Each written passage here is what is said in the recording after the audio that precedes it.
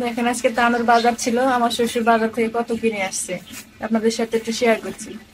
বাদাম, এগুলো ভাজা বাদাম, আমরা যখন গল্প করি আর এই বাদাম গুলো খাই। এগুলো হচ্ছে চানাচুর সাথে বাদাম ভাজা। এগুলো হচ্ছে খাগড়াই, আপনাদের কার কোন এলাকাতে কি নাম বলে জানি না, আমাদের এখানে খাগড়াই বলে। এখানে ছোট ছোট দুইটা জাটকা ইলিশ, বেশি সামর্থ্য নাই তাই জাটকা ইলিশ নিয়ে এসছে।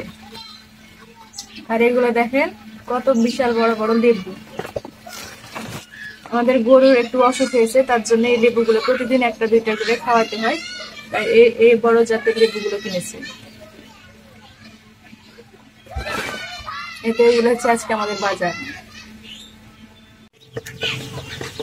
এই যে দেখুন ইলিশ মাছগুলো কেটে নিয়ে নিল, আমি কাটবো বললাম আর আমার শাশুড়ি চট করে গিয়ে কেটে নিল, তার জন্য আপনাদের সাথে কাটার ভিডিওটা শেয়ার করতে পারলাম না।